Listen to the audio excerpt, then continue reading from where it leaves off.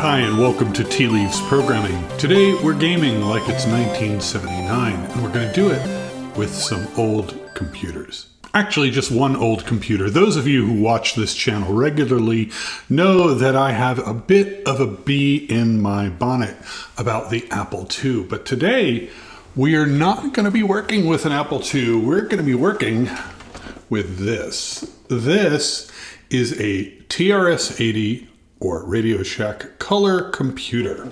There are a number of different models of this machine. This is the Coco 1. They called it the Coco. This is the model with the silver chassis, and these keys, I don't know if you could see them here, they're kind of these chiclet keys.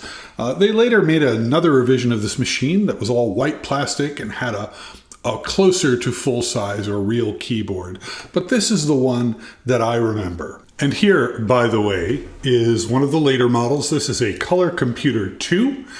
You can see it's got the white chassis. It has these fuller size keys instead of the chiclet keys. On the back, it's got its ports, including video, serial. That is your TV connection.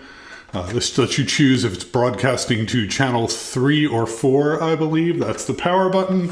That's a reset button. And on this side, it has a cartridge, cartridge slot. Like early video games, the TRS-80, all the models, did take what Radio Shack called, what did they call them?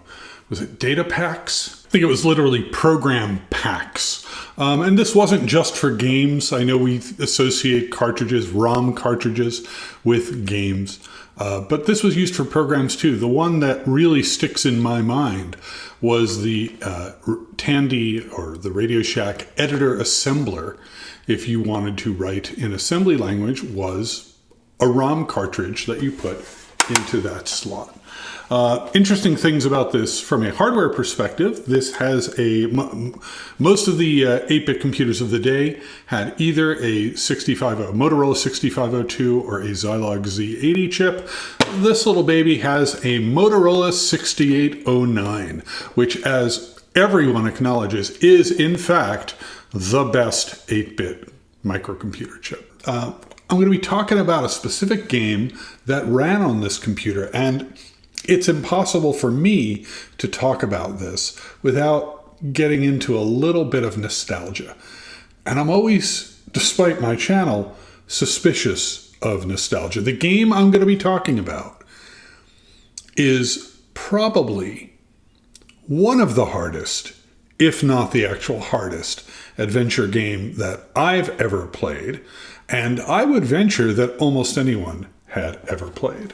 The game is called Madness and the Minotaur. And the reason that I have that color computer, which I did not have when I was a kid, is for about 40 years, I've been dragging from house to house with me a cassette tape that has this game on it. On one side of the cassette tape, it has a recording of Frank Zappa's album Joe's Garage. On the other side of the cassette tape, it has the audio form of the game Madness and the Minotaur. Now, why is this game so hard, and why does it occupy such space in my head? Well, we'll get into it, and I am going to show you the game, but I hope you'll indulge me as I walk down memory lane a little bit and just talk about it. So, slot machines, the theory goes, are addictive precisely because of the randomness of the payoff. It's not simply the possibility of winning that draws players, but the hypnotic, chaotic patternlessness of winning and losing that sucks them in. Madness and the Minotaur had its origin in the slot machine. The author, Tom Rosenbaum, of a company called Spectral Associates, would play text adventure games and finish them. And then in the late 1970s, when you finished a text adventure game, for the most part, you were done. It was over. And he wanted something more like the Dungeons and Dragons experience, where the game could change each time you played it and be a little bit different. And he felt that that would be interesting. And it was, I'll spoil it for you, it was interesting. It was not necessarily fair. And you'll see why a little bit later. So video games work this way too. So if I didn't have a TRS-80 Color Computer 40 years ago, how did I end up playing this game and becoming mildly obsessed with it? Well, I was very familiar with TRS-80s for two reasons. One reason is my mom would go shopping. Radio Shacks were in almost every strip mall in America. She would want to get away from me from a little while. I was a very troublesome child.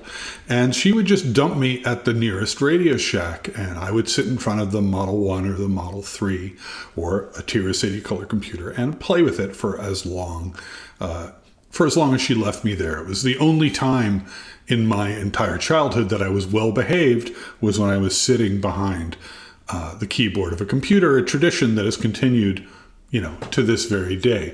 The other phenomenon is that my best friend had a TRS-80 Color Computer. And, I think this was extremely common. There were a lot of different types of 8-bit computers in the late 1970s and the 1980s. And what would happen is different families would buy different ones. You'd have a friend group, and, the friend group would kind of move around like a cloud as interesting games came out. It was always the games that we cared about at that age. And you'd go from house to house, and there's the kid who had the Commodore 64, there's the kid who had the Apple II, kids with the Atari stuff, and Billy was the kid with the TRS-80 model computer. And of course, the one really unlucky kid who had a VIC-20. I'm kidding, don't yell at me. The Color Computer is a great example of how precious RAM was to the early computers. Cocos shipped the cheap version with only 4 kilobytes of memory. You could get an upgraded version with 16K or 32K. Later, they released a 64K version. Yields on the memory chips were so bad that the way they gave you a 32-bit color computer, at least initially, was they would ship it with a 64K module, which was bad on half of it. And then there was a jumper on the motherboard to indicate which half was good. So you'd get one where, the right half of the die was garbage, and so they'd set the jumper to use the left half of the chip, and that's how you ended up with a 32K color computer. Later, the yields improved, and it wasn't done that way anymore. But in the early days, that's the type of thing you had to deal with. So those memory limitations are part of why Madness in the Minotaur is as cruel as it is. So I do not actually have this on cassette in my emulator. I have this on a virtual disk. So the black on green is a heck of a stylistic choice. That wasn't really a choice. My understanding is that the particular video generator that this kind of system on a chip, it's not system on a board, chose to use, generates black on green by default. It didn't have to. You could have issued instructions to change the color of that text, but this was the default, and programmers are lazy, so that's what the TRS-80 came with. And I have often wondered if part of the reason the system was not as successful as maybe it should have been is because of this particular stylistic choice. So we have a disk with one program on it, and it is a machine language program, so I have to say load M. And then I need quotes, which on this keyboard is Shift 2. And we're going to load it. All right. So once it's in memory, we will run it with the keyword exec. I love, by the way, this kind of prismatic color shifting cursor. I'm just a sucker for that. Always have been, always will be. So we're going to run it. We got that splash screen. If that seemed very quick, that's because this game was actually sold by Radio Shack themselves, as well as Spectral Associates, on cassette tape. So on cassette, you would have loaded this and listened to it loading through your cassette port. And the speed of loading was, gosh, I should look this up. Maybe I'll insert it. Certainly less than 110 baud, I would guess. And so you actually watch that loading screen load into memory line by line, crossing the screen. Let me look up that. The internet says that I'm wrong and that the color computer loaded at around 1500 bits per second, or 1500 baud. That surprises me. Felt slower. A lot of your time with 8-bit computers was spent waiting for things to load and save on tape cassettes. All right, so we can see now we are in the game proper. I'm not going to play the entire game here. I'm going to talk about it a little while we play through the sort of first floor. I'm going to go to a wonderful site called Computer Archaeology, which disassembled this game. And if you don't want to play this game on a color computer, some absolute madman actually converted this game into Intel assembly language. He took a 6809 assembly language game and rewrote it in modern Intel, I think x64 assembly language. The source code is on Git at frigid.net, FRIJID.net, and I'll put the URL right down here so you can get it yourself. And I'll also, as long as I'm giving you links, give you the link to the Computer Archaeology site, which disassembles the game and talks about it quite a bit. All right, so let's hop in here. I don't necessarily want to read everything on screen, so I'm just going to talk about it, and you can read it for yourself. So you start in an unassuming room, which it's described as a hallway with a table and chair, and you could see that there are a bunch of openings leaving this room. I have most of the first level of this game burned into my memory because of how many times I pulled the lever on the slot machine. And you could see a twisting trail leads west, a twisting trail leads east, a wide opening on the north wall disappears in the dark. So, pro tip, because this game has randomness, you want to use save states if you're on an emulator. The randomness is not fun. Like, there are games like Balatro where playing it again and again and seeing what you get is really part of the fun. I'm not of the opinion, maybe it's because I've played this too many times, but I'm not of the opinion that it really works in this case. So if you want to do your one and done run, what you really want to do is, save a memory snapshot of the game. And then if and when you fail, you can reload it and you won't have to deal with where everything is. So you can see a twisting trail leads west, a twisting trail leads east. If we look again, you can see that the descriptions of the openings have changed. This happens, right? It's generating those programmatically. And in part, that's because the author is trying to save memory space. If we go up, we're in a great forest. This is the location where you bring the treasures that you find and drop them to increase your score. You can check your score by typing score.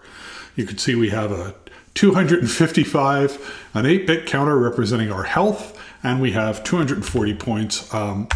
I honestly do not believe that anyone in the history of this game has gotten all 240 points, even with walkthroughs and disassembling the game. So let's pick a direction. We can go north. Okay, nothing here. If we go west, this should be a dead end. Mysterious fog, we're gonna run out of that room. The mysterious fog, let's see. No, it didn't hurt us. Good. The mysterious fog actually will do weird things to you. That is a random element, so that room is always going to have that fog in it. And you can see here's another random event. The magic spell has pushed us back out of the room, and our physical condition dropped.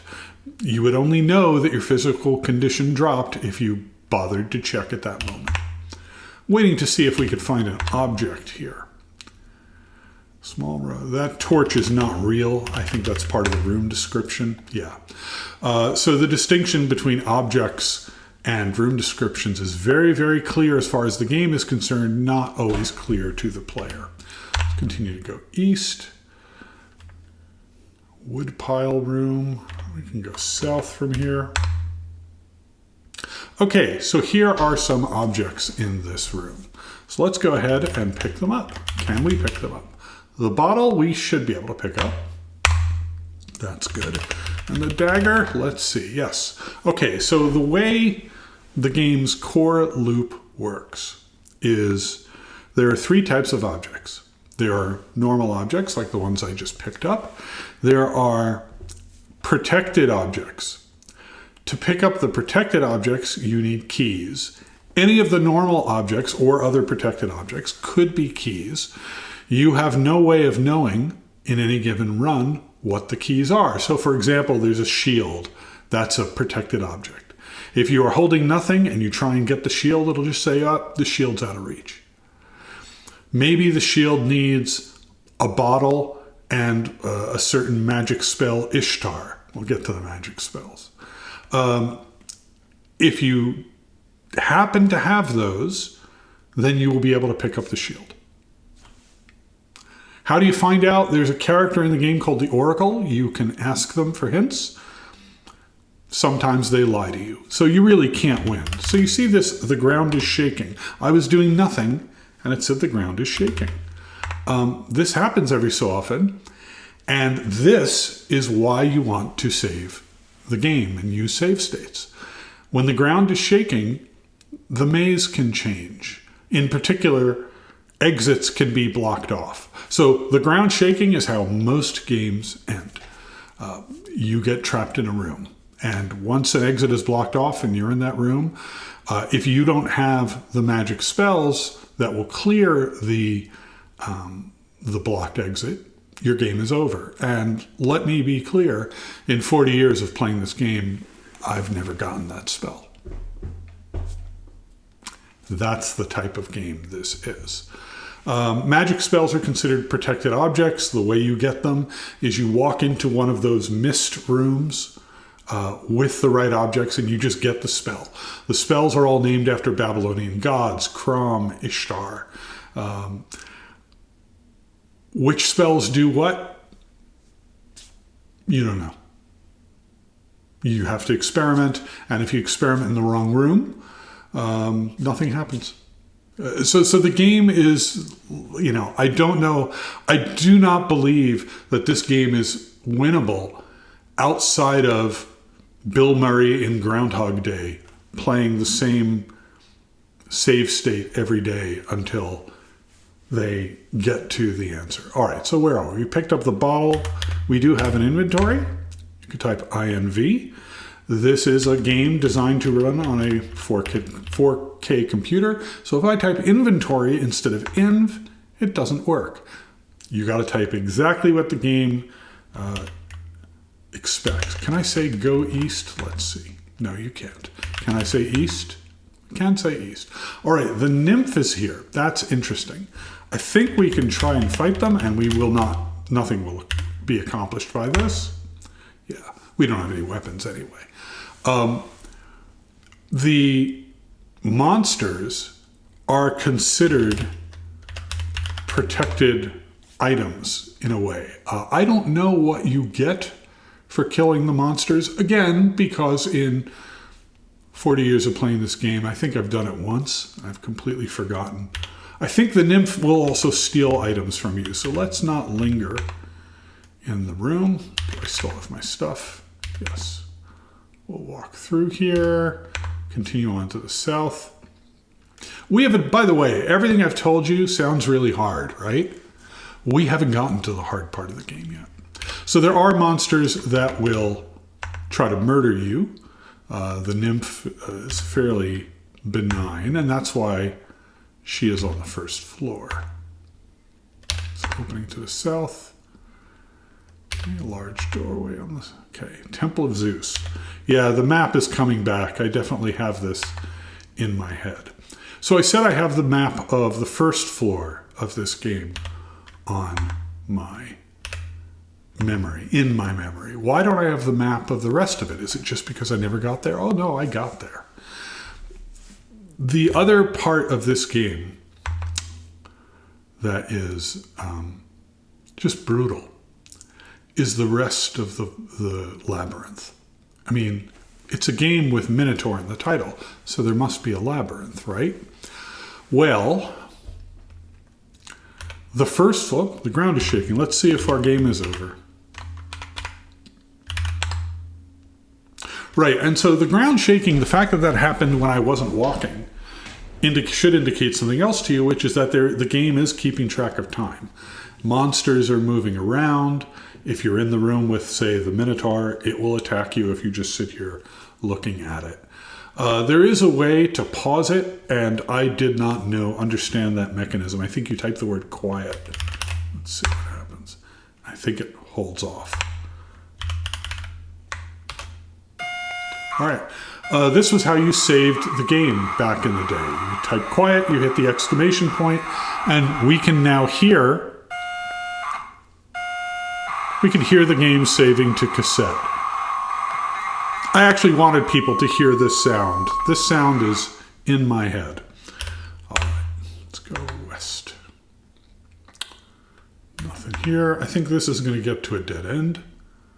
A wide opening. South.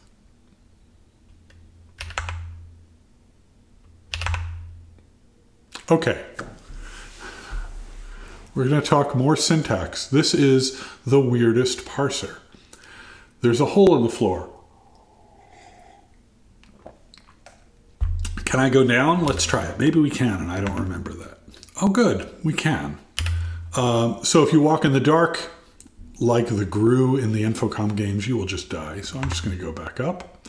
And I can't go back up. Welcome to Madness and the Minotaur. This is the end of our game. We're going to die.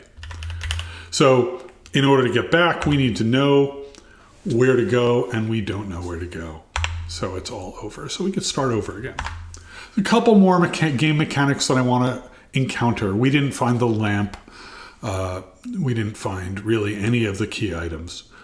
We didn't find any of the protected items. I want to at least see the protected item with you before I call it a day on this. And maybe I will play a stream of this where I do save the game and try and do a full run. Could be interesting to try to be the first person to ever actually win this game with 240 points. It won't happen. Let's see. The other thing okay, so this room I think might show it. Let's do a shallow hole at the west end. We have now jumped into the hole. And did you notice, again, the craziness of the parser here? Jump didn't do it. I had to say jump hole. Which word you have to use in each room?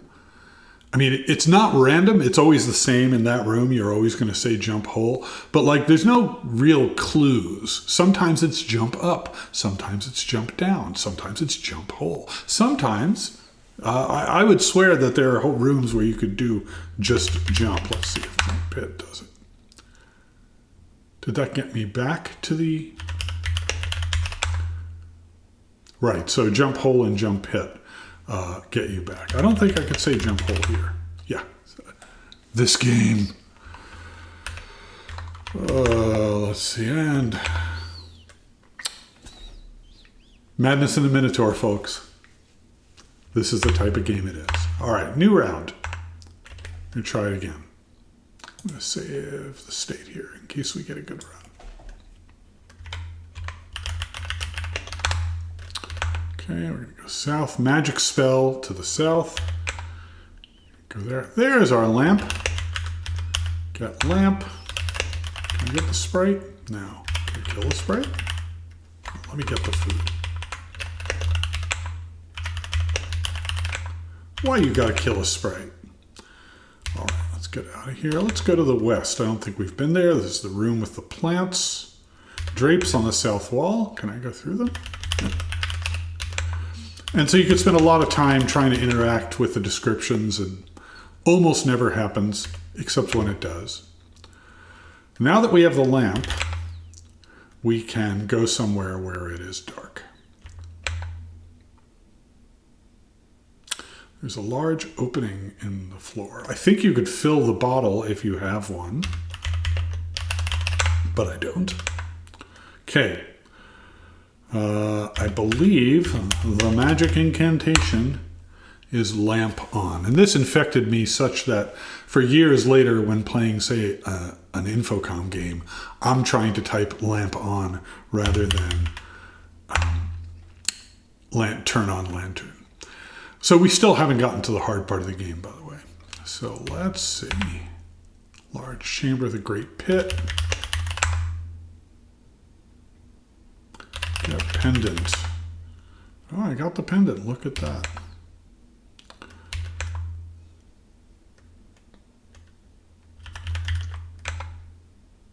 Okay, I did not imagine it. In every other situation, if we just type jump, we get the parser asks us jump what? From that, a normal human being would conclude that there is no place in the game where you can just type jump and have it work. But no, we're playing Madness in the Minotaur, so in this area, if you type jump, you end up. Okay, so we've now encountered our first, not key item, protected item, the power ring. Oh no, the ground is shaking. Let's try and get it. We will not be able to get it. Disappears when we move near it. So what objects do we need to get this ring? You have no way of, well, you have almost no way of knowing. The only way to find out for sure is to find the oracle, ask the oracle, hope the oracle tells you about one of the protected items you've encountered, hope what the oracle told you is the truth, and actually find the other items that you need to pick it up. Since most of the protected items require other protected items, you have to basically traverse this graph of things that you have, you can get.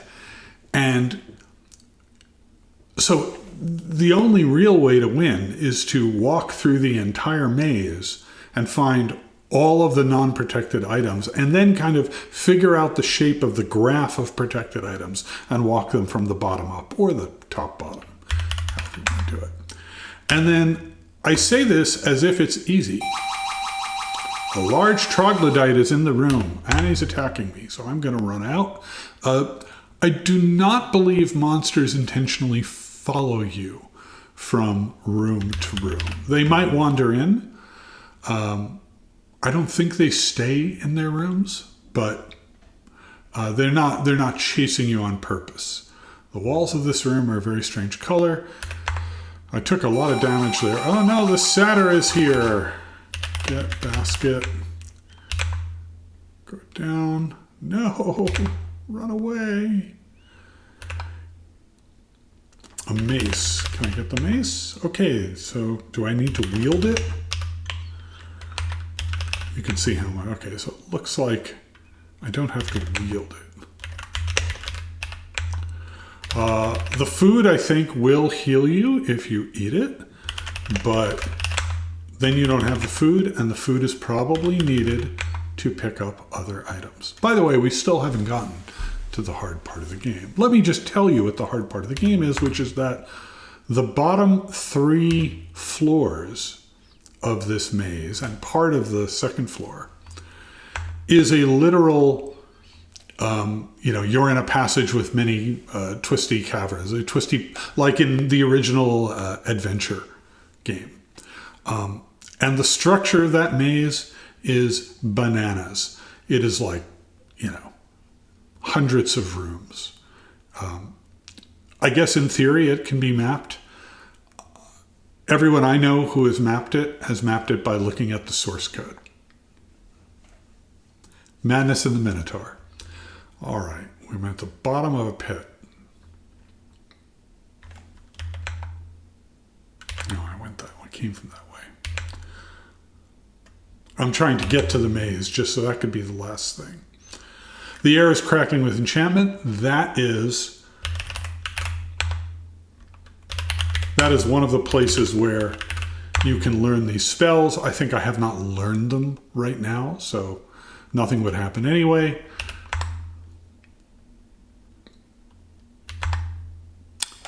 Okay, and we have reached the maze, and we've also reached just about the end of the video. So now we're in this maze. You could see we walked south to get in this maze. Can we get out by going north? No. No, we cannot. Maybe we can drop some items to figure out where we are. Well, one, the game doesn't have a lot of items, so that is not really it's not really sustainable. And two, if you drop these items, you're probably never gonna find them again. So the maze has this amazing structure. Exits in the maze can get blocked off by the ground shaking, so that's bad. The maze is connected up and down, so walking in any direction is probably going to result in just reaching another maze room. So I think we are in the top row of this maze because we see there's top row as you view it. So we see there's no north exit. If we go up, there's still no north exit. So if we keep going up, we will keep wrapping around. There are 4 levels or 3. I think there's 1, 2, 3. I'm looking at a map. 4. So let's see if we could find a place where there is a north exit. Because I don't know what level. Okay. So now we've got a trail that leads north. So this must be...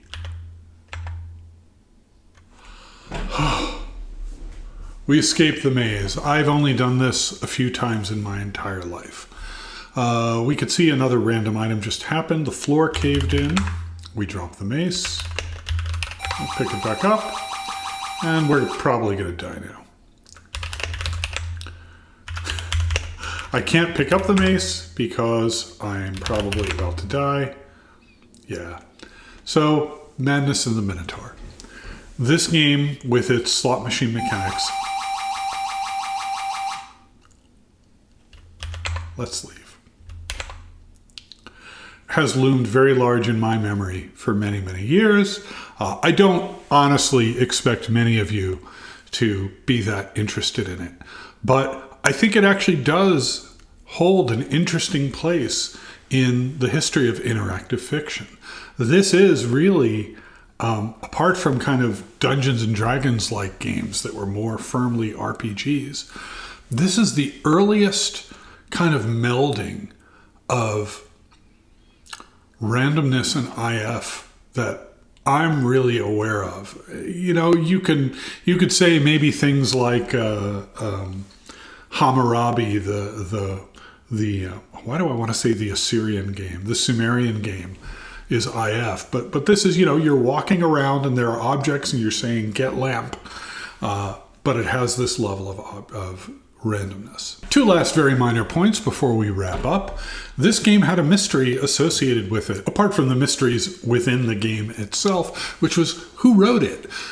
Spectral Associates was an independent publisher for TRS-80 games. They did a lot of, where they licensed a lot of their work to Tandy Radio Shack, and almost all of their games had credits. Almost all their games listed who the author was. This game did not. It just said by Spectral Associates. Now, the creator of Spectral Associates, the founder, was a guy named Tom Rosenbaum. He was up in, I think, Spokane, Washington. And I always assumed that he was the author, but I didn't really have any evidence. And then a few years ago, I reached out to someone on LinkedIn who used to work at Spectral Associates, and he confirmed for me that Tom Rosenbaum was in fact the author. I'm going to read what he said to me. It was one of the very first products for Spectral. I think at the time they also had the Game of Life, a compiler, and a debugger. The compiler and debugger were written by Tom's brother Roger and were used in-house, but offered as products as well. Roger was very excited about the Color Computer, which got Tom interested as well, and Madness in the Minotaur was his first project. Tom loved to play adventure games, but was disappointed in the computer adventure games that were out there because they had no replayability. Once you solve them, playing again was exactly the same. Tom also liked board games like Civilization and decided that a computer game with the randomness and unpredictability of games like this would be something he would enjoy playing over and over. Well, it certainly is memorable, so good on you, Tom. The other thing he mentions is there's another program called Keys of the Wizard that he wrote. This is from John Gabbard, by the way. Forgive me for not saying his name earlier. I use the term wrote very loosely because the underlying code was from Madness of the Minotaur, and most of the writing I did was in the form of map changes, dictionary changes, and room descriptions changes. There were a few code changes and additions that changed the way battling creatures worked, but it was mostly Madness code. Well, John, I don't think you should feel bad about that. There's a long tradition of newer programmers learning how to program by doing exactly what you did, taking someone else's code and making changes to see how it works. So someday, maybe, I'll have to find Keys of the Wizard and give that a shot. Well, if you stayed this long for this discussion about an obscure 1980 TRS-80 Color Computer game, you are clearly one of the most attractive and intelligent people that I know. Thank you for joining me. You have been watching Tea Leaves Programming. Today we've been gaming, literally for once, like it's 1979. Thanks for watching.